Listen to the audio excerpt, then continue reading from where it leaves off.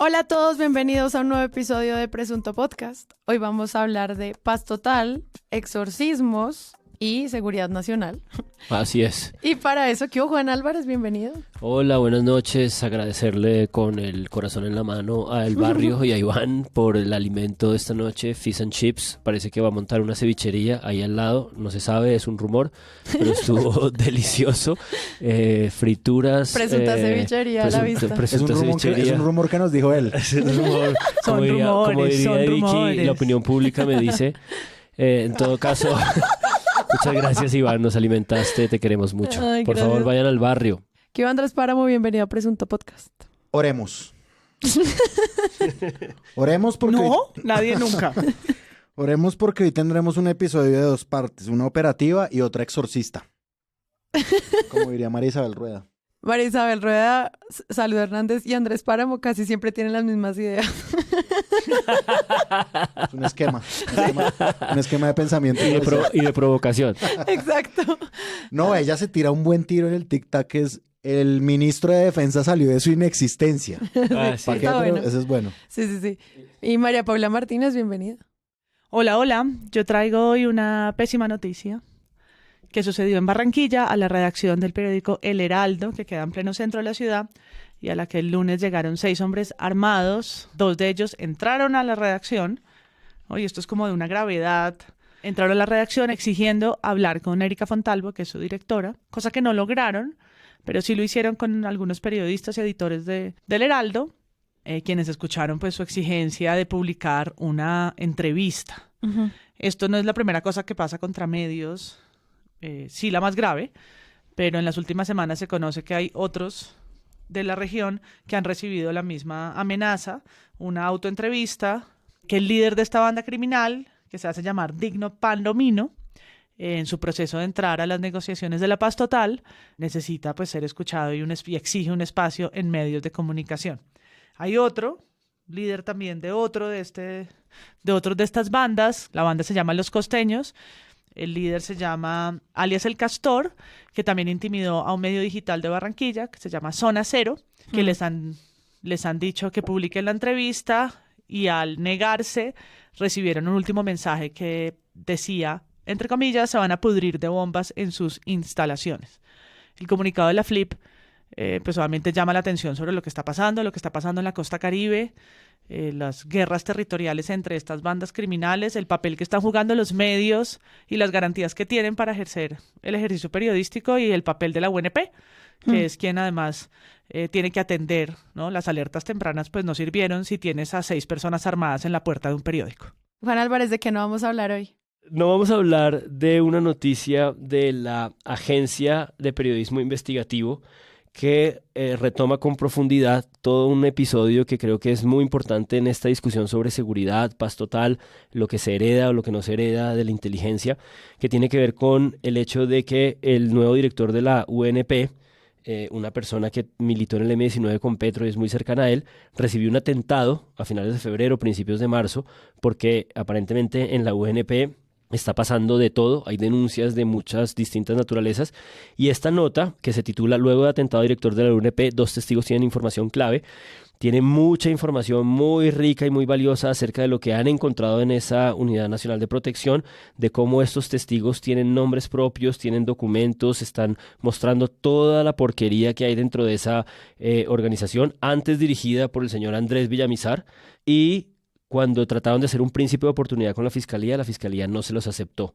Y está ahí detallada toda la historia y todas las implicaciones del hecho de que hay mucha información muy clara sobre la corrupción que hay detrás de una unidad que es definitiva en la protección, entre otras cosas, de la vida de los líderes comunitarios en las regiones. Y el director de esa organización lleva 7 meses, en la primera semana de empezar su trabajo, va a la Fiscalía, entrega todos los documentos y 6 meses después 3-4 motos completamente armadas al lado de su casa lo tratan de asesinar. Páramo, ¿de qué no vamos a hablar hoy? Hoy no vamos a hablar del nuevo analista de Caracol Radio, el analista Germán Vargas Lleras. No vamos a hablar de él. Candidato presidencial avalado y publicitado por la W Radio. Una persona que estaba con su columna de opinión en El Tiempo, hablando pues sus cosas, y que ahora está en una verdadera gira por Colombia, todo en todas partes al mismo tiempo. Y de eso habla en su espacio de media hora que le dan en Caracol Radio. El día antes de que Caracol formalizara el espacio de Vargas Lleras, Gustavo Gómez lo llama para entrevistarlo, como había sido el ministro de Vivienda y estaba a cargo de todos estos temas de infraestructura en el gobierno de Santos, porque iba a aparecer en rueda de prensa 30 minutos después un informe de Camacol sobre cifras de cemento y vivienda. Y era pues todo un operativo para criticar a la ministra de Vivienda. Y en la entrevista, después de que le han preguntado una serie de cosas, Gustavo Gómez le dice, bueno, luego lo vuelvo a llamar, señor Vargas Lleras, para que comentemos la rueda de prensa que empieza en 30 minutos con las cifras que va a revelar Camacol. Y Vargas Lleras lo corta y le dice, ¿quieres las cifras? Yo se las tengo aquí las cifras. ¿Qué cifras tan chimbas? ¿Qué cifras quiere? ¿Cuáles? Le tengo todas las cifras. Tengo la cifra B. Y empieza, y Gustavo Gómez se sorprende. Y le dice, ¿cómo así que usted tiene las cifras? Le dice, sí, yo tengo las cifras de Camacol. Y dura otros 15 minutos de autoentrevista contando las cifras de Camacol y atacando a la ministra de Vivienda. 2 días después fue que se formalizó el espacio de Vargas Lleras. O sea, será en el la Grupo entrevista Prisa. de trabajo. Aparentemente sí, o Y en, la la que él, pasó. o en la que él se ganó el espacio, lo que sea. Que es a su vez su campaña electoral mediática.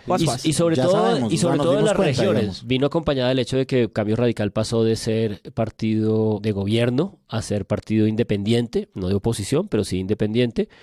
Y sí, yo creo que tiene que ver con todo un operativo que creo que viene de hecho desde la Fiscalía General de la Nación, con todo este reencauche con los temas de seguridad. Creo que la derecha estaba un poco huérfana de espacios. Hace unos meses o 2 meses nos preguntábamos quién va a salir como cabeza de oposición, y Vargas Lleras, con el auspicio de un grupo de medios de comunicación comercial, encontró la línea de partida para las elecciones regionales. En esa operación es difícil imaginar que no estuviera inmiscuido Fernando Carrillo, el presidente, creo, no sé si es el nombre presidente, pero la cabeza de América Latina del Grupo Prisa, ex procurador general de la Nación. Me parecería genial ver cómo estas movidas podrían afectar o no el trabajo que hacen nuestros amigos del País América, porque pues al final todo eso es parte de un gran conglomerado y nosotros pues vamos a estarle haciendo seguimiento obviamente al poder detrás de los medios. A las elecciones regionales que nos encantan, ahí nacimos. Sí. No hay mejores campañas, no campañas, mejores, no peores que lo que se viene ahorita para elegir a los 1106, 1103 Ujú. alcaldes en el próximo octubre. Gobernadores. Alcaldes, gobernadores y demás. Si ustedes tienen sus apuestas, especulaciones o quieren compartir lo que sienten con la columna de Germán Vargas, pueden hacerlo en nuestro Twitter, obviamente, pero también en Instagram o en presuntopodcast.com, directamente en el servidor de Discord, que en esta plataforma ustedes pueden comentar sobre periodismo político, internacional, de género, deportivo, titulastres, buen periodismo, conocer otros proyectos de otros miembros de la comunidad, etcétera, etcétera. Entonces, si quieres saber cómo entrar, www.presuntopodcast.com.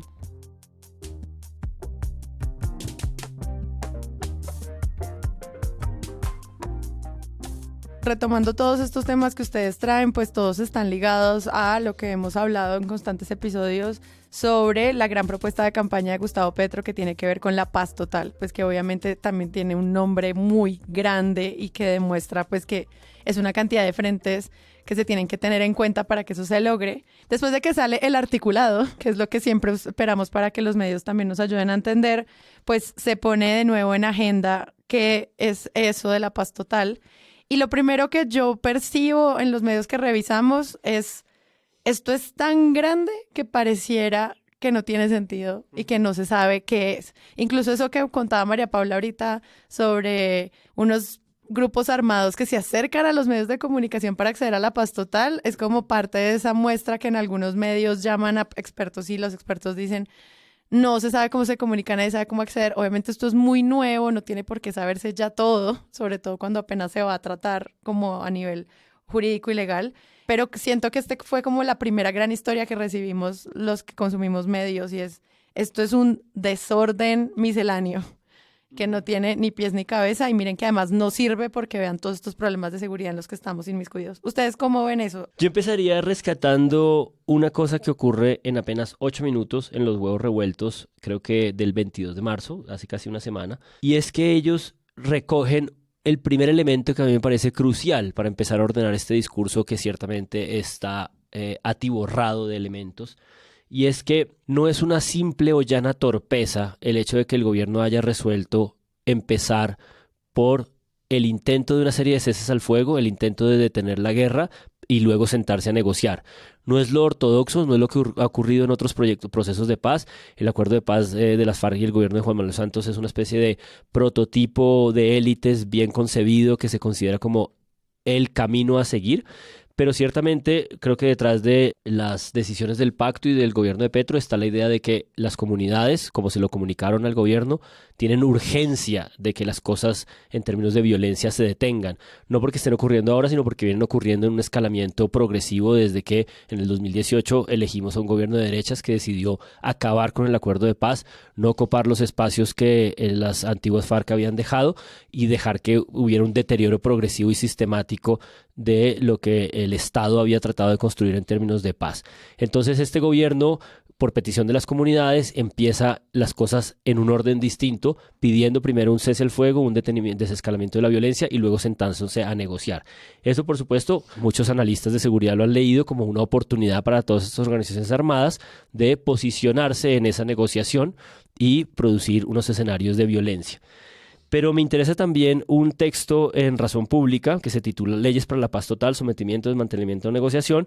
No lo voy a detallar porque es un texto muy rico, muy complejo, que hace un recuento y hace una comprensión así como muy detallada de todas las cosas que están en juego, pero me interesa porque ahí están defendiendo una tesis contraria y es no la de que hay una improvisación, no la de que hay una cosa que está como apareciendo de buenas a primeras, sino al contrario, como de que hay un sobreesfuerzo por conducir todos los estamentos del Estado hacia este proyecto de paz total y que más bien lo que debieron haber hecho fue continuar con el conocimiento que había construido desde el gobierno de Juan Manuel Santos alrededor del acuerdo de paz anterior. Entonces, un poco creo que hay esas posibilidades enfrentadas. Yo reconocería una tercera y es esta idea de que toda la paz total es una dificultad que tiene que ver con la gobernabilidad del país. Eso está un poco en la línea de todas las notas que saca el país de los amigos del país España, América, Colombia. Y creo que ahí como por lo menos en este caso de la paz total, a diferencia de muchos temas en los que normalmente hay consensos alrededor de lo que se está discutiendo, aquí hay maneras tan distanciadas de leerlo y de comprenderlo que creo que prueban la complejidad de lo que está en juego.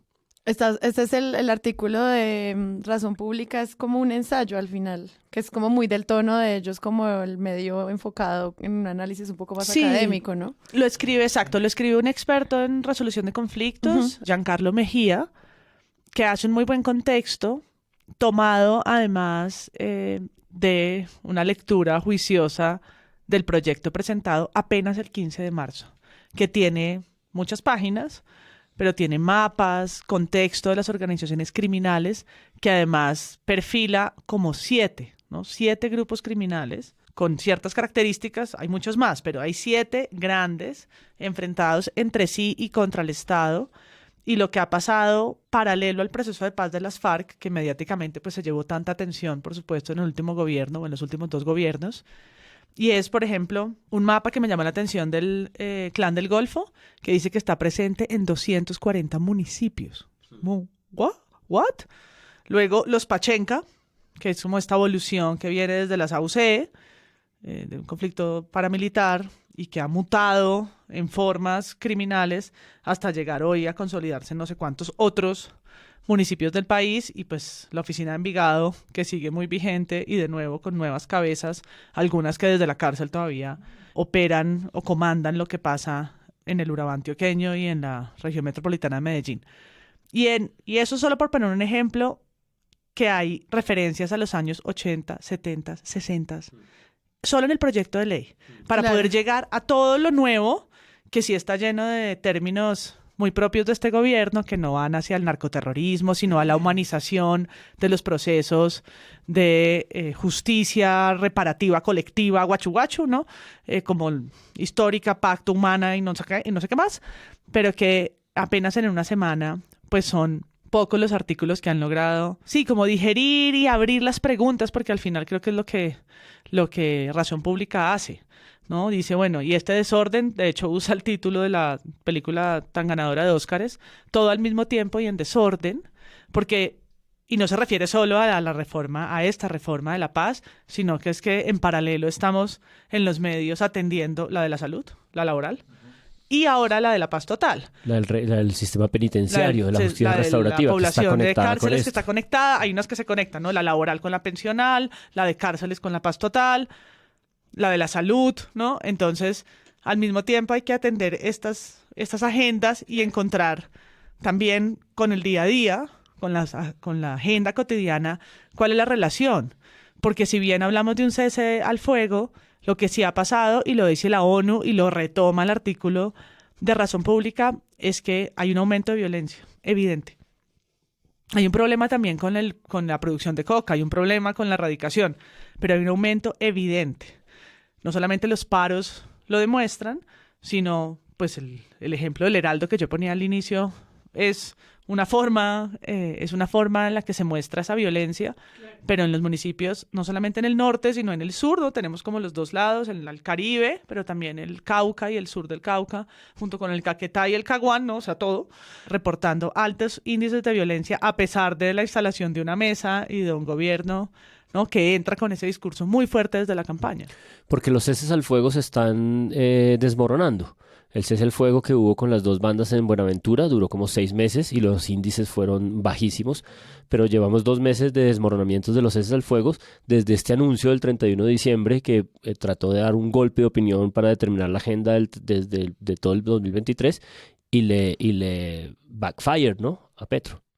Yo creo que, a ver, cogiéndole un poquito de la caña a una de las últimas cosas que decía María Paula, el gobierno, digamos, como que elegido con ciertas banderas, empieza como a darle a las cosas de las reformas, es decir, como que me parece que ese es un punto crucial para empezar a analizar todo, digamos, como que empieza con reformas que no solamente son reformas que son las que esperan los votantes, puede ser, sino que también son lo que decía María Paula, reformas con esos nombres grandes, ¿no? Como la vida y la humanidad y no sé qué. Y yo creo que entre todo eso, entre el diario acontecer de lo que los medios tienen que cubrir y cómo lo cubren, algunos lo hacen, digamos, exhaustivamente, otros hacen el registro, es decir, como la vida normal de los medios.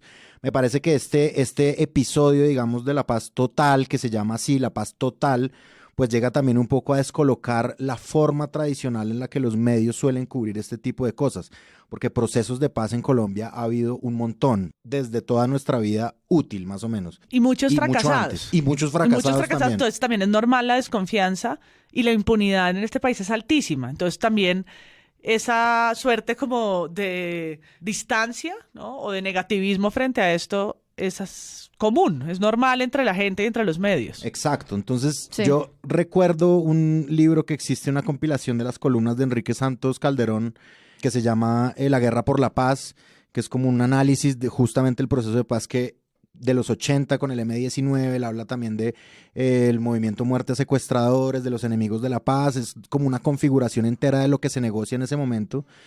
Y ahí hay como una cosa más o menos cronológica, es decir, como el proceso se hace de un momento a otro, uno a uno, sí, es decir, como y si se hace con otro grupo armado es paralelo y se tiene claridad sobre esto. Cuando yo entré al Espectador poco tiempo después se supo la chiva de que el gobierno de Juan Manuel Santos estaba negociando con la guerrilla de las FARC en La Habana, sí, como unos posibles preacuerdos para llegar a negociar, a sentarse a hablar. Eso, pues digamos, casualmente no lo es, pues porque es una persona que ha cubierto esto muchísimo y además era el hermano del presidente en ese entonces. Nuevamente Enrique Santos Calderón con un otro libro que sacó en ese momento. Así empezó todo, que es como el momento previo. Pero lo mismo, como que en el gobierno de Juan Manuel Santos salieron estas cosas punto por punto, no sé qué. En el momento en el que estábamos, criticábamos desde El Espectador el hermetismo con el que ya durante mucho tiempo se había manejado ese proceso de paz, que ya en mi opinión propia me parecía también como una negociación y un poco que ya se veía demasiado lejos, demasiado entre dos élites distintas, las élites pues del país, las élites políticas y las élites de una guerrilla pues muy vieja. Sin embargo, claro, iba un paso tras otro, de repente llega todo esto, ¿no? Que es como el desorden que decía María Paula, paz total, y entonces ¿en dónde está? ¿Y a quién se le para bolas?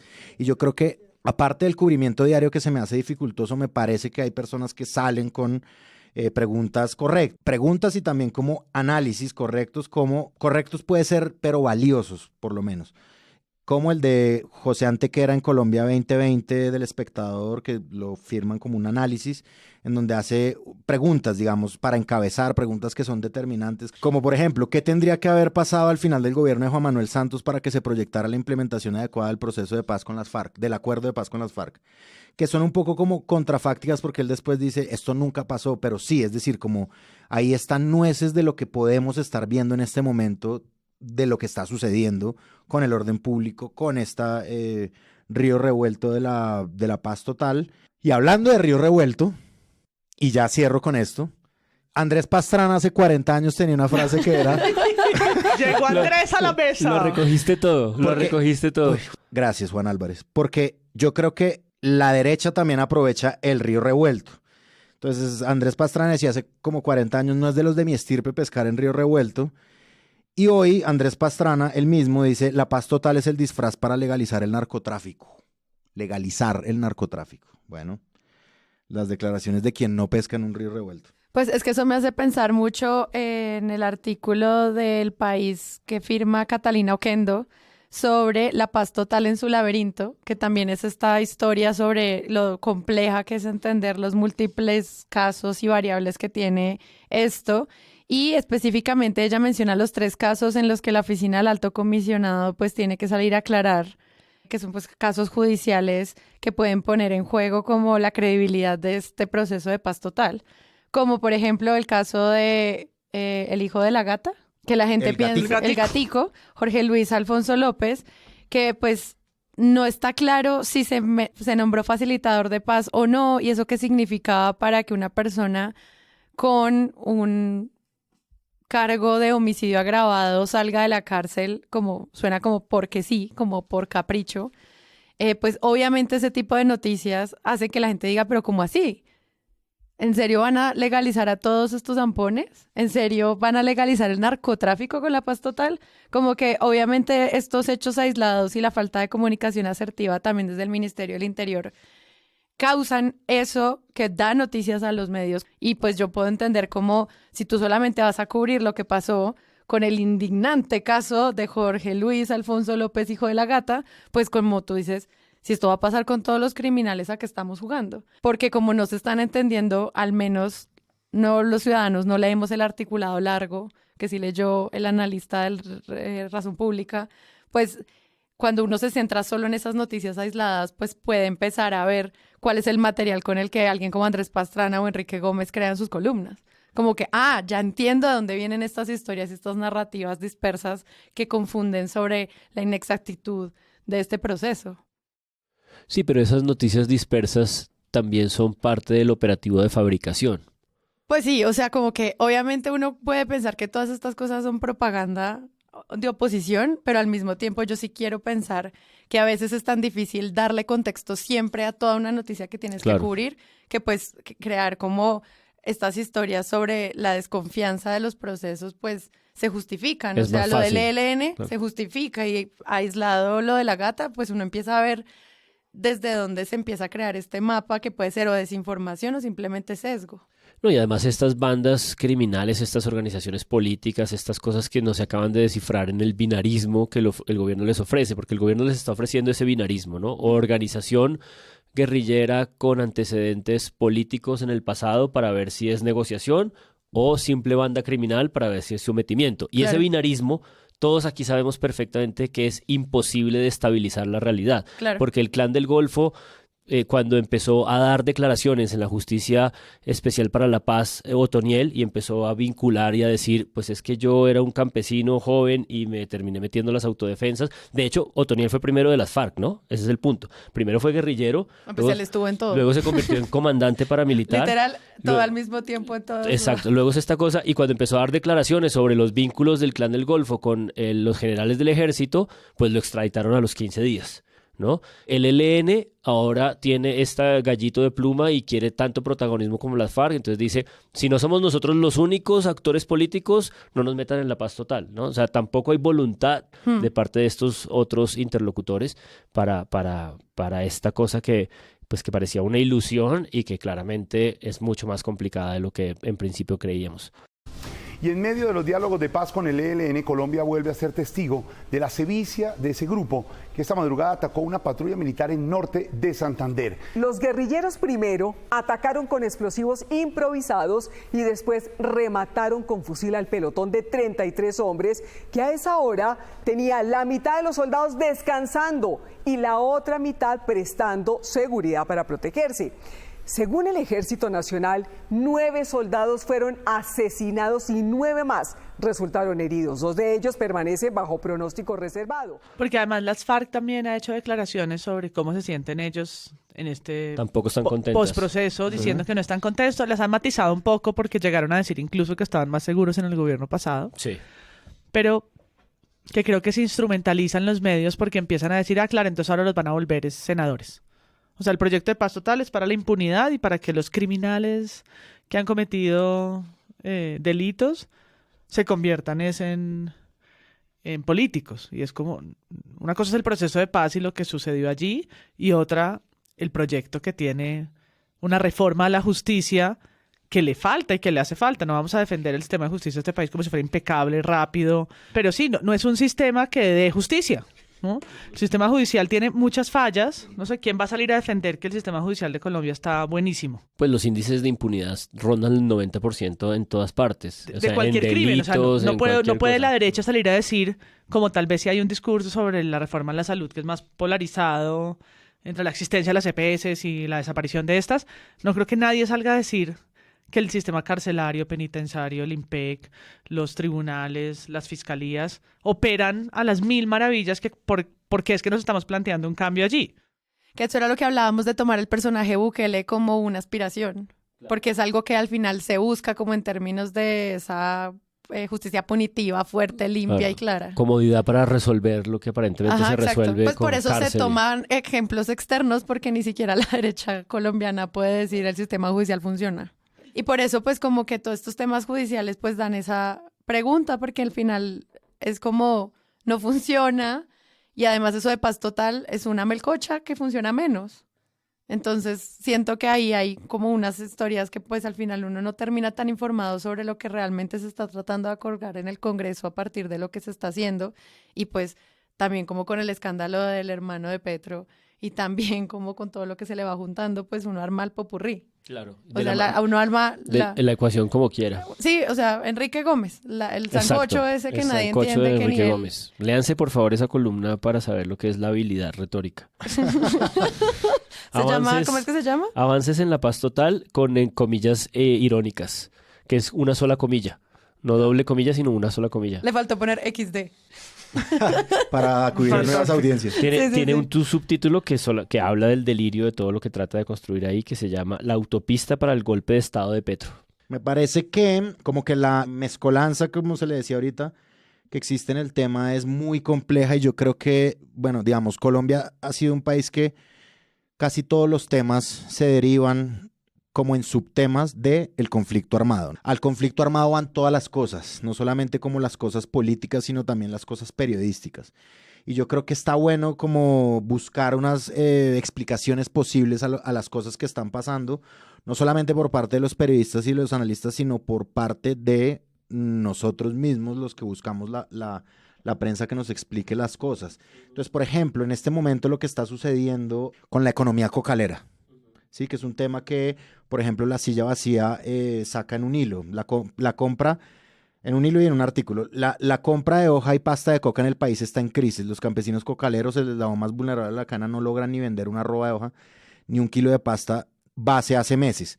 Entonces, a mí me parece que sí, que digamos como que dentro de esta realidad que existe, digamos, y que pues ahorita tras bambalinas Juan Álvarez y yo estábamos como más o menos hablando a los gritos de cómo puede ser esto posible, ¿no? Sí, Como, sí, que la coca ya no sea negocio. Exacto. Como nuevo factor en juego. Para los cocaleros, yo quisiera, como en el sentido contrario de la columna que recomendó Juan Álvarez, recomendar esta columna realmente recomendada de Estefanía Ciro. Ella en Twitter se llama @cantorodado. Estefanía Ciro la publica en la revista Raya, y ella trata como de ir al fondo del asunto, como que ella empieza como a barrer un poquito el lenguaje mediático que hay. Ella dice como hay gente que no sabe muy bien de la economía de la coca en Colombia, y lo explica todo con eufemismos, dice ella, con palabras como rutas, carteles, narcotráficos, mapas criminales, es decir, como toda esta retórica que se ha creado desde acá, desde Bogotá.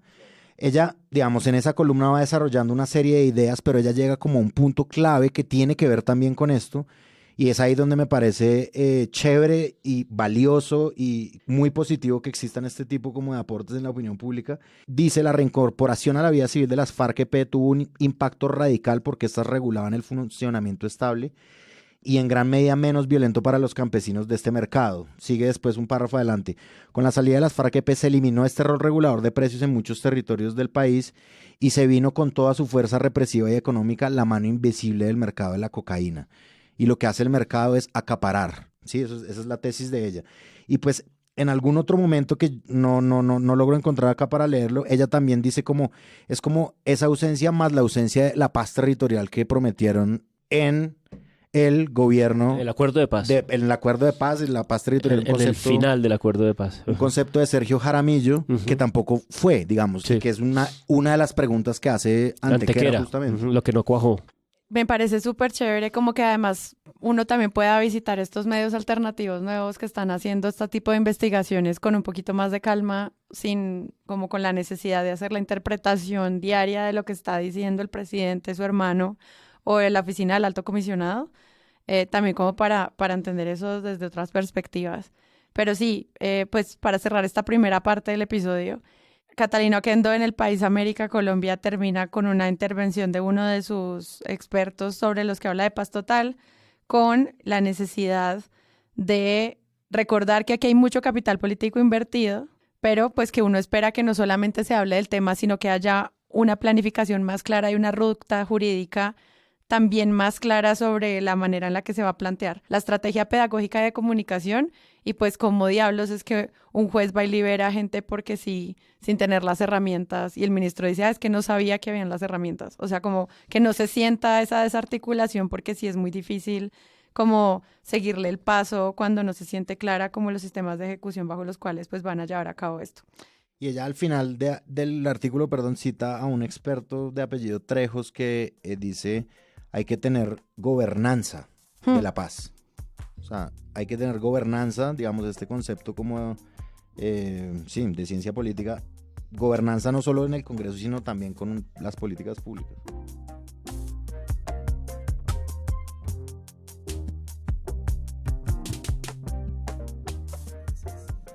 Me ha pasado varias veces porque... Sí, tómeme las manos. No, aquí no va a pasar Aquí no va a nada. pasar nada. No, cero. no va a pasar nada. ¿Por qué no va a pasar nada? Porque no estamos en oración.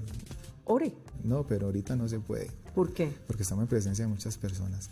Y ahí no Tiene se que puede. ser algo reservado, sí. Tenemos claro. que estar solos. Claro, nuestro Señor dice, cierra tus ojos, entra en tu cuarto y ora al Padre que... Yo creo que es hora de que pasemos del espíritu como aterrizado al espíritu Exorcista. ¿El espíritu demoníaco? Ah, pues sí, el demoníaco.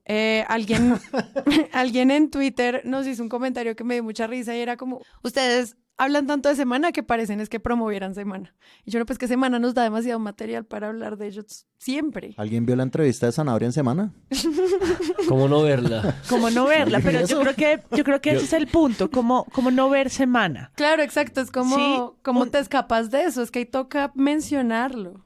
No porque Semana nos llegue a nosotros o estemos haciendo la tarea de linkear, pero sobre todo porque Semana sigue, siendo relevante en el ecosistema de medios. Es la única revista de circulación nacional, política, impresa. Sus dueños, además, son muy importantes en el mercado, no solo, por supuesto, de medios de comunicación, sino extendido, y para eso tenemos capítulos de podcast que explican la SAE, la una, la otra, las 3, las 4, las 5, todas las negociaciones que están haciendo para la compra de otras empresas. Luego los Gilinski son importantes en la economía del país y tienen a la revista Semana, y además representa la forma de pensar y hace eco de lo que políticamente está pasando en el país. Entonces no es como que nosotros dejando de hablar de Semana vaya a dejar de ser relevante. Sí, ojalá fuéramos así de grandes. Porque nosotros no lo citemos y en Twitter hagamos un pacto de silencio, eso no le va a quitar la importancia que tiene. Y para el espacio nuestro, el ejercicio que hacemos, sí hay que voltear a mirar a las columnas horripilantes que nos toca leer o a las horas de radio de la mesa de la mañana que no son de nuestro gusto, ¿no? De nuestro ocio, donde queremos tener el tiempo de ocio de nuestras casas, pero necesarios para un ejercicio comparativo fuera también de nuestras propias burbujas informativas, porque si fuera solo eso, entonces ahí seríamos los 4 hablando de los medios que más nos gustan. Y eso es otro programa. Y además, como lo hacemos con los otros demás medios, tratamos de desarticular y de entender cómo funcionan sus estrategias retóricas. Y las estrategias retóricas de semana son asombrosas. Claro, y configuran imaginarios, sí lo hacen. Sobre todo los de la derecha, por Y supuesto. narrativas, y formas de entender, y el uso del lenguaje, si Bukele es un milagro, si hay que hacer un Padre Nuestro y disparar, si estamos entrando en un estado de emergencia, si va a ser Petro Terminator, sí queda en la memoria. Todas las preguntas de Vicky, en este caso de esta entrevista que vamos a entrar a hablar, están antecedidas por un conector, por una oración que tiene que ver con la misma lógica y retórica de Uribe, por ejemplo, que es como me informan las comunidades. Entonces Vicky dice, por ejemplo, hay otra cosa que está calando en la opinión pública. General, yo le pregunto esto, no se moleste, pero es cosas que están en el corazón de los colombianos, ¿no? Es decir, Vicky tiene el efecto melodramático muy, muy claro. Y yo creo que hablar de eso hace parte de la educación democrática de análisis y crítica de medios, que es lo que ofrecemos acá, como creo que estaba tratando de decir MP. Portada de semana. Henry Sanabria. Vamos con semana. Vamos a ello. Ya que, Vamos con semana. ya que explicamos por qué vamos a ello. Otra vez. Vamos a Vamos ello. felices. Que no parece que lo disfrutamos. Permiso, ahora sí. ¿Ya? Listo. Portada de semana. Henry Sanabria, director de la policía, reveló cómo es su lucha contra el diablo. 2 puntos. Exorcismos son arma de guerra contra criminales. El alto oficial asegura que Alfonso Cano, Raúl Reyes y el Mono Jojoy, entre otros, fueron dados de baja cuando se les rompió la protección maligna. Otro caso así que se ha reconocido donde ha funcionado el exorcismo para dar un positivo, digámoslo así. O sea, en todos los casos del Estado Mayor de las FARC, todo fue con ¿Raúl Reyes? Raúl Reyes, por supuesto. ¿Cómo fue el de Raúl Reyes? Raúl Reyes, como estaba del otro lado del Ecuador y se movía hacia la frontera con Colombia, tenemos que tener el punto exacto. Entonces el sacerdote tomó la foto del Mono Jojoy, de Raúl Reyes, e hizo una oración como ellos se protegen también con sus entidades malignas, donde rompía esa acción maligna, y eso lo hizo ser visible. Entonces lo que no funcionaba empezó a funcionar. Entonces ya apareció la X donde está él en este momento. La ubicación. La ubicación exacta. Es decir, eso se logró a partir de eso, porque antes no funcionaba nada. Alfonso Cano, por ejemplo. Alfonso Cano también, todas, es decir, cuando... O sea, todos estos grandes cabecillas de las FARC. Dios mío, ¿por dónde empezar con ese ¿Por monstruo? dónde empezar? A ver, ¿Quién yo quiere creo empezar? que sí, a mí me llamó la atención ahora que Sara lo leyó, lo que escoge, digamos, porque es que el general no solo habla de eso, ¿no? O sea, el general, eso se puede sacar un paquete de salchichas entero mediático con todo lo que él dijo, que es lo que hizo semana posteriormente. Pero sí, me causa curiosidad que eso sea lo que escojan, como el apelativo a las creencias del general Sanabria. La portada es con un Cristo detrás, que es claramente un montaje, es un Cristo... Uy, pucha, Porque es la oficina de él y ella al Pero principio es de la horroroso, entrevista ¿qué tal la dice... imagen? No, está impresionante. Y con el INRI ahí al lado de semana, es decir, bueno, en fin. Ella claramente planea la entrevista para que ocurra en la oficina de él. Claro, porque así abre con lo de los crucifijos y todo eso. Claramente sí está apelando como a un sentido social y pues bien difundido en Colombia de las creencias religiosas de un militar. Y yo no creo que sea gratuito que escoja la imagen de Jesucristo y la imagen religiosa en conjunto con luego esas cosas que dice él de las estrategias de seguridad. Es decir, esto es una... yo no Como sé un delirio, diría Juan Sí, Álvarez. yo no sé, o sea, es decir, aún me sigo explicando por qué ese es el foco de la escena para poder llamar al público para que él después diga el resto de cosas que dice. Porque hay un juego entre sus opiniones y lo que casi que su libertad de expresión le permite, que es contarnos cómo él lee la Biblia o si reza, dice que reza el rosario todos los días, qué prácticas domésticas tiene, cotidianas, familiares, si disfraza o no a sus hijos. Eso es del plano de su familia y de su personalidad. Pero entonces luego se combinan estratégicamente con cómo él empieza a ver ya los derechos civiles y en el espacio público en una línea muy delgadita, intencional. Y luego pasamos, ¿no?, de temas varios, ¿no?, de las variedades del clic, ¿no? Porque es como temas que evidentemente nos dieron de qué hablar y rodaron por chats familiares y demás, a asuntos de la institución, que son otro cuento, que es su trabajo como director de la policía y lo que revela de la función policial de las... ¿Cuántas personas son? Lo leí en un artículo. Creo que son 160.000 hombres y mujeres. 120.000. 120.000 hombres y mujeres de la policía que lo tienen a él de director. Ujú. Y la entrevista de Vicky, además de tener un montón de preguntas inducidas... En un lugar donde es la voz de mando lo que hay, ¿no? Como... Claro, es una voz de mando. No es un padre preocupado al que le están preguntando, no es un terraplanista al que llevamos a que simplemente exhiba como sus exóticas declaraciones, sino que tiene un cargo muy importante, el más importante de la policía, y nos está combinando para mí vulgarmente, esas 3 capas, y el medio, con sus preguntas, jugándole a esa insistencia de combinación, ¿no? Entonces, a mí me llamó la atención como, además de todo lo que ya entraremos a revisar, que tiene que ver con población LGBT, VIH, el uso del condón. Sí, él habló de lo divino y lo humano. Exacto. Y es que hay una insistencia por parte de la periodista en sus respuestas. Entonces, ¿no cree que le han quitado valor a la policía? Y él dice, no. ¿Pero usted sí siente que Petro quiere a la policía? Esa es la pregunta Y 7 él veces por responde, ahí. sí, dice, por supuesto, es su respuesta. El presidente se soporta mucho en la policía. Pero también ha sido muy crítico de la institución. Vuelve y pregunta a Vicky. Y él contesta que sí, pero pues que eso no quiere decir que no lo quiere.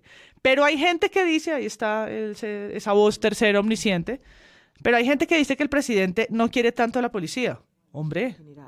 Es decir, al policía que se le apoyaba desde el pueblo, que se le valoraba, ya no se le valora ni se le apoya igual. ¿Eso usted lo siente como director de la policía? ¿Usted siente que el presidente Gustavo Petro quiere a la policía? Pero también ha sido muy crítico de la policía y cuando era candidato era muy crítico de la policía. De hecho, cuando... Pero hay gente que piensa que el presidente no quiere tanto a la policía, ¿cómo le parece? Uno habla con policías como periodista y algunos están desmoralizados, general. ¿Usted ha percibido eso como director? No. ¿No? La verdad no es... Sí, impresionante. Estás 4 impresionante. veces... Es la narrativa desde campaña, ¿no?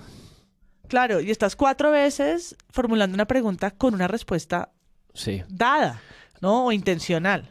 A propósito de eso que dices, un poco para recalcar esa estrategia, y porque no solo creo que es una estrategia, sino porque creo que retrata con mucha claridad el proyecto Vicky, que es un proyecto de defensa de una cierta clase social y el encubrimiento de una cierta corrupción, de hecho ella, pero cuando justo empieza la entrevista, el primer tema difícil, aparte de este leitmotiv que sabemos que está en juego, que es el tema religioso, fanático, de exorcista, que es al que vuelve permanentemente cuando las cosas se le están escapando, porque a mí lo que me da la impresión es que en la entrevista a ella se le escapa el escándalo permanentemente, porque este director de la policía, cuando tiene que contestar las cosas difíciles operativas, es muy sensato.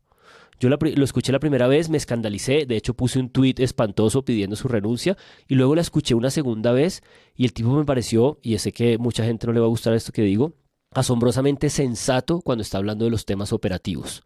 Por ejemplo, cuando viene el tema del Caquetá, él empieza a explicar con mucho cuidado y mucha filigrana todo lo que pasó, que es una cosa muy delicada, muy minuciosa.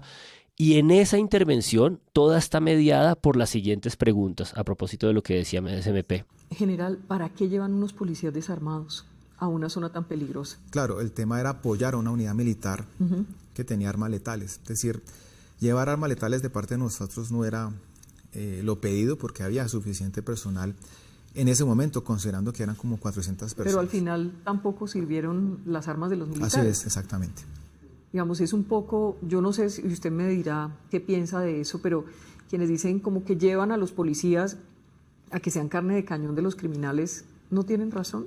No, fuimos a proteger a un grupo de soldados que estaban cubriendo un punto estratégico. Pero a proteger ¿cómo? Sin armas. No, con armas menos letales.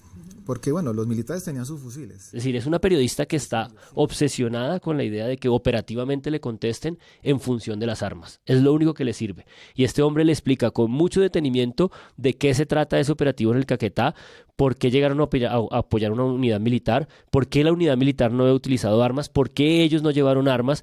¿Por qué le dice cerco humanitario? ¿Por qué el ministro del Interior toma la decisión, le pregunta, oiga, tengo que cambiar una palabra para poder resolver esto? Y el tipo le dice que está de acuerdo. Es decir, le explica con mucho cuidado a Vicky, y Vicky en ningún momento consigue, digamos, ninguna de estas cosas escandalosas, ¿no? Para poder articular su interés verdadero, que es mostrar una ruptura y un desorden institucional entre la seguridad operativa de la policía y el comandante de las fuerzas del orden, que es el presidente. Y como no lo consigue, cuando pasa de un tema a otro, salta de nuevo. Y entonces dice, bueno, pero ahora preguntemos sobre los temas de exorcismo de las operaciones militares, ¿no? Es decir, Vicky sabe muy bien que cuando la entrevista no consigue lo que ella necesita, va al tema polémico de este señor. Y en ese vaivén ocurre toda la entrevista, permanentemente. Es como una radiografía un poquito de Vicky Dávila, ¿no? Como lo que da clics, lo que le interesa a ella y lo que definitivamente no le interesa. O lo ¿sí? que no consigue. Como no consigue fabricar la realidad periodísticamente frente al comandante de la policía, lo saca a los lugares en los que ella puede volver a tomar control del melodrama. Y eso me parece muy peligroso, porque ese es el tipo de cosas que creo que no pasan únicamente por un periodismo, digamos, que representa una ideología o una cosa, sino es un periodismo en un esfuerzo consciente de fabricación de la realidad. Es que es demasiado lo que hace Vicky Dávila acá, pero de una fabricación exacto de cosas que quiere ver. Lo que no consigue, lo contrapregunta 7 veces, ¿sí? Es decir, y lo contrapregunta y es exhaustiva. Y el hombre nunca se sale de los pañales. Nunca. Y luego Vicky Dávila entra a otro tema, porque hay tanto VIH en la policía. Ahí salta de nuevo otra cosa. Listo, VIH en la policía, sí, exacto, salta todo porque esto es una fábrica de empanadas. Entonces, no, lastimosamente hay una comunidad LGBT grande en la institución. ¿Cuál es el porcentaje? Ahí averigua. Es bastante, le dice Vicky Dávila. Sí, por eso aquí estar aquí ayudándolos y protegiéndolos. Listo, ese señor nos acaba de decir que hay un porcentaje bastante grande de personas con VIH, a lo que Vicky Dávila luego unas preguntas después le dice, ¿está de acuerdo con el uso del condón? Y el tipo dice, no. Alguna vez yo reuní un grupo de mi unidad, hace varios años, y les dije, mire, hay que tener cuidado, porque la Policía Nacional es de las 4 fuerzas es la que más personas tiene con VIH. Después le sigue el Ejército, después la Armada, después la Fuerza Aérea. Entonces hay que tener cuidado porque infortunadamente el VIH lleva a la muerte. ¿Y por qué hay tanto VIH en la Policía General? Lastimosamente, como somos tantos, somos muchísimos, y hay una comunidad LGTBI grande dentro de la institución, no hay de pronto esa educación que les permita a ellos ser de alguna manera cuidadosos en lo que hacen. ¿Está de acuerdo con el uso del condón? Personalmente no, porque es un método abortivo. Es decir, la vida, sobre todo para los casados por la iglesia, porque una de las promesas matrimoniales es aceptáis los hijos. No, y siguen, o sea, es decir, como que ella le sigue una conversación a algo que le debería contrapreguntar un poquito, que era lo que estaba sabiendo hacer antes con el tema que sí le interesaba. Con este es como, ay, bueno, recabemos más pues para los clics y no sé qué, pero no le voy a preguntar nada. ¿Está de acuerdo con el uso del condón? No. Uh-huh. ¿Y por qué? Claro. Oremos. En esta cosa que ya se vuelve una conversación, no es la misma calidad inquisitiva de Vicky Dávila con lo de los operativos de la policía. Ella empieza a decir ¿cómo hacen con 12,000 policías con VIH positivo? Les dice, usen condón, protéjanse. Entonces él echa un montón de recomendaciones que les da. Hay que tener cuidado en las fiestas y no sé qué son las recomendaciones de él. Y dice, pero ya en esto de los programas específicos de protección sexual se encarga la Dirección de Sanidad. Vicky, ¿usted no? El general, no, yo no. Vicky, y los programas consisten en decirles que usen condón. El general, no, la verdad no sé qué programas tendrán. Risas. Ah, ok. Listo. Cambiemos el tema y ahí lo cambia. Sí. Bien. Ya es muy violenta la asociación de la población LGBTI a ser VIH positivo. Pues es una ignorancia. Sí. Y en eso tampoco recaban mucho. No, o sea, y se aplana en el 2023, de nuevo en la revista de mayor circulación, aparece esta conexión entre los dos que pasa de agache. Y siguen. Pero de hecho es impresionante también la normalización de sus respuestas, porque él contesta pues que le parece satánico disfrazar a los niños, que usar el condón es pecado, que es método abortivo, todo lo que a su bien... Sus ignorancias. Sí, y sustentadas en no sé cuántas citas bíblicas que no voy ahí sí ni a repetir, pero cuando hablan, por ejemplo, de los exorcismos de la policía, es una normalización, como cuénteme los exorcismos. Ah, sí, por supuesto. Ella se lo pregunta divertida. Divertida, ¿no? Cuénteme cómo es eso de los exorcismos. Y entonces empieza a relatar que no, que rezan el Padre Nuestro para disparar y que además se va a otros momentos en los que él no era director de la policía como hoy lo es. Y dice, no, eso también, que también existen desde el año 2007. Estamos hablando 15 años. De diálogo y mantenimiento del orden. Déjeme poner una pausa allí. Y yo le quiero preguntar desde hace tiempo por un tema que usted me cuente todo, ¿cómo es el tema de los exorcismos general en la policía? Cuénteme todo eso que me da tanta curiosidad. ¿Cómo funciona eso? Es un tema bien complejo. De hecho, el solo hecho de hablar de eso ya genera pupa, ya el maligno se pone bravo. Es que, es decir, la existencia del diablo es cierta. Yo lo he visto, lo he percibido.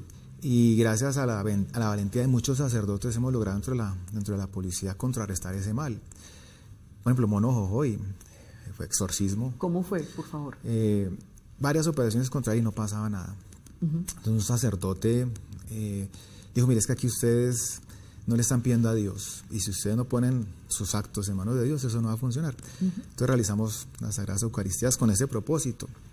Y desde Bogotá se hizo el exorcismo, es decir, cuando el capitán romano le dice a los ancianos, díganle a nuestro Señor que cure a mi siervo. Y nuestro Señor dice, vamos. Dice, no es necesario que vayas. Con una palabra que tú digas bastará para sanarlo. Ahí se crean los exorcismos a distancia. Entonces nuestro Señor desde ahí ordena y queda curado. ¿Y ahí cae el Mono Jojoy? Y aquí desde Bogotá se dijo, bueno, entonces vamos a hacer una operación. Los policías que participaron en eso, se hizo oración con ellos. El sacerdote bendijo las armas del Estado con las cuales iba a ser objeto de persecución. Y funcionó, claro, porque es que es la acción de Dios. ¿Ahí quién era el director? Que no recuerdo ya, ¿el general Naranjo? Estaba Miján Naranjo.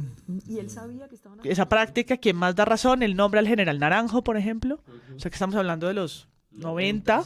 Y Vicky le parece eso, como chistosísimo. Simplemente algo divertimento, le parece Curiosito. de color, una curiosidad que le da color a su nota. Sí, que es lo que hace con lo religioso todo el tiempo sin tener la astucia periodística o el interés periodístico, como dice SMP, porque creo que es lo más delicado de toda la entrevista. Pues de cuestionar el tema el laico. interés de ella. Sí, que es, a ver, estamos en un problema de seguridad. Ustedes mismos desde su revista venden esta idea de que no hay seguridad, de que la estrategia de seguridad, de que a este gobierno le falta seguridad. Y cuando lo que nos enteramos es que hay una cultura de operativos de inteligencia de la policía fundados en exorcismos, no nos detenemos a indagar la gravedad de lo que eso significa. La periodista en curso, en juego en eso.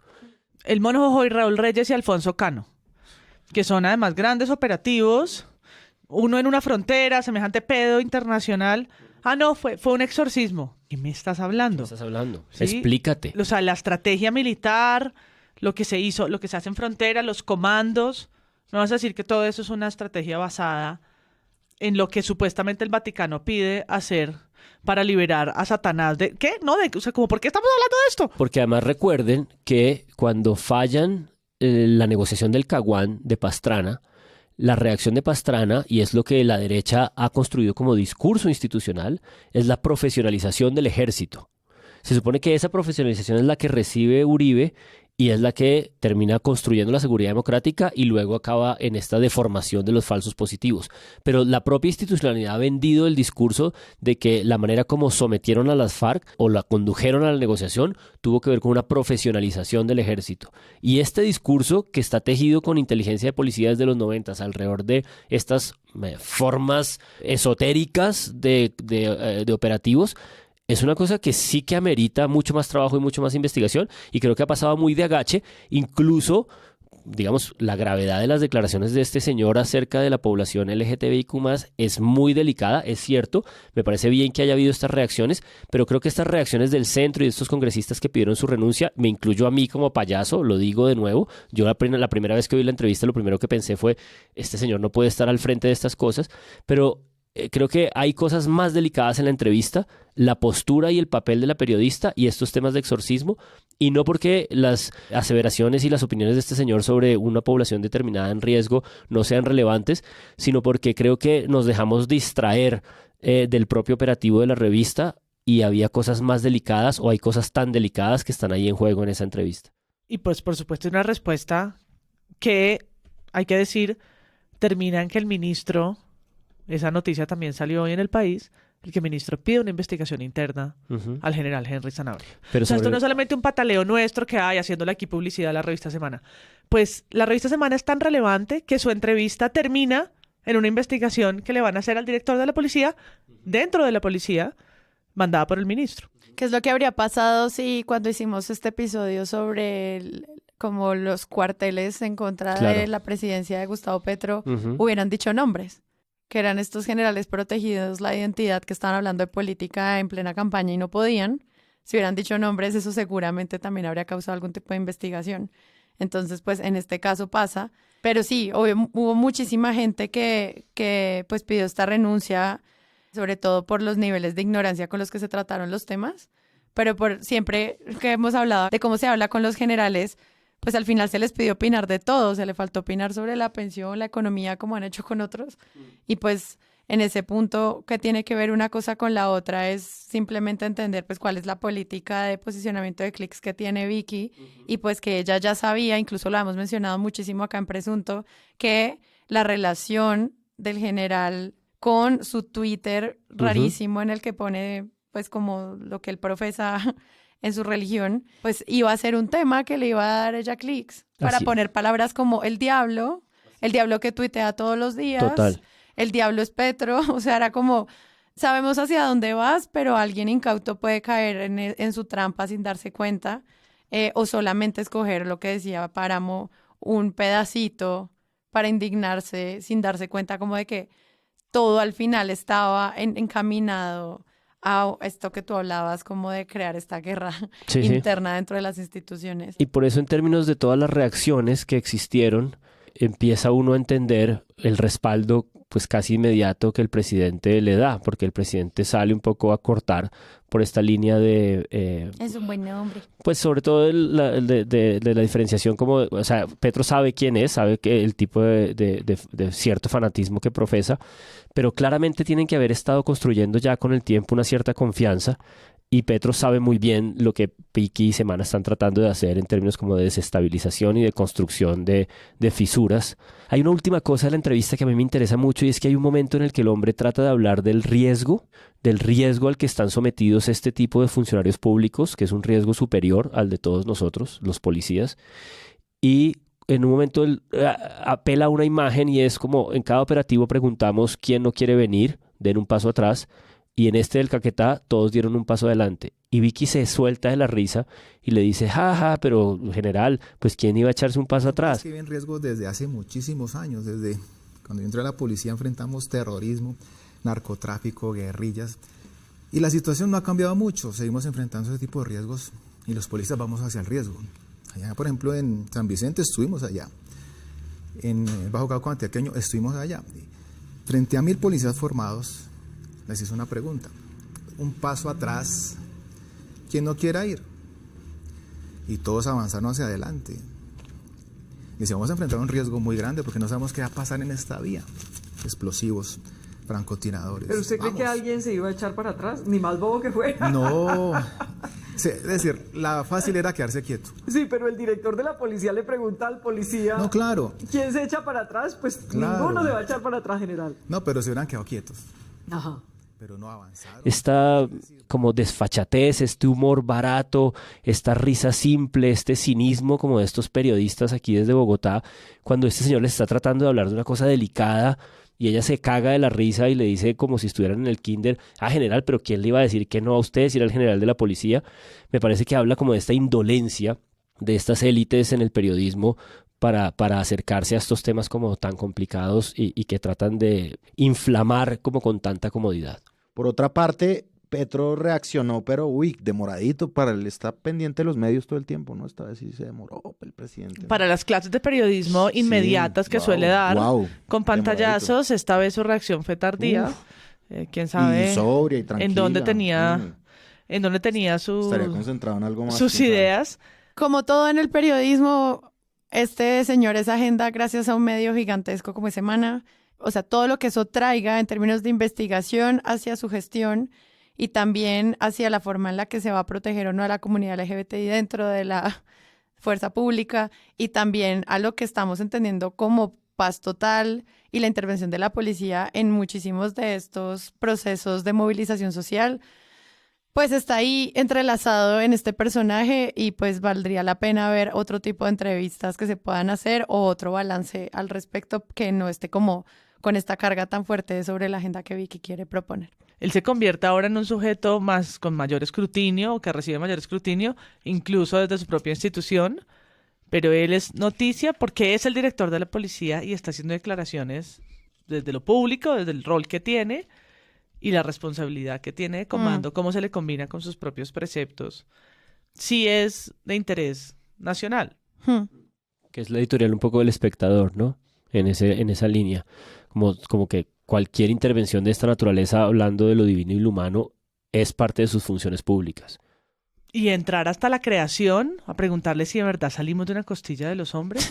Es decir, no, estamos hablando del barro, y la creación y Adán y Eva, ¿no? Ese es por ahí pasamos en la entrevista. Oremos. La mujer alegra el corazón del hombre. ¿Qué es una mujer discreta? Una mujer discreta es la persona junto con el hombre que calla en los momentos que hay que callar y habla cuando tiene que hablar. Es decir, anuncia y denuncia, eso es ser discreto. ¿Y hay que ser discreto el hombre también? Claro. ¿O solamente la mujer? No, todos tenemos que ser discretos todos. Han dicho que entonces usted es machista.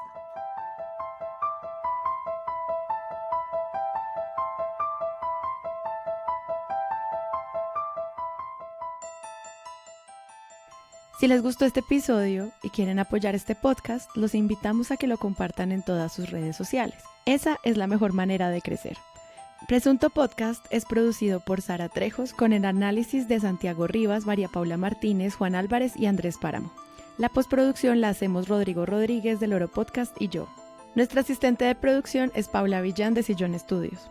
Les invitamos que visiten presuntopodcast.com, donde pueden ser donantes y parte de la membresía de Presunto. Con su ayuda podremos financiar este proyecto y diseñar mejoras para ser sostenibles y salir cada semana. Al mismo tiempo, en la misma página pueden encontrar el ingreso a nuestra comunidad de Discord, que si no saben qué es, imaginen un superchat donde cada tema tiene su propio canal, desde una selección de memes y titulastres, pero también canales de crítica de medios sobre periodismo de género, internacional, ciencia, político, cultural y chequeos. Todo esto alimentado por la misma comunidad. También pueden escucharnos en nuestro canal de YouTube y en todas las plataformas de podcast. En algunas de esas plataformas nos pueden dejar calificaciones y comentarios. Eso siempre ayuda a que otras personas nos encuentren. Presunto Podcast es producido en Sillón Studios, una red de podcast independiente donde pueden encontrar otros podcasts. Gracias a ustedes por escuchar.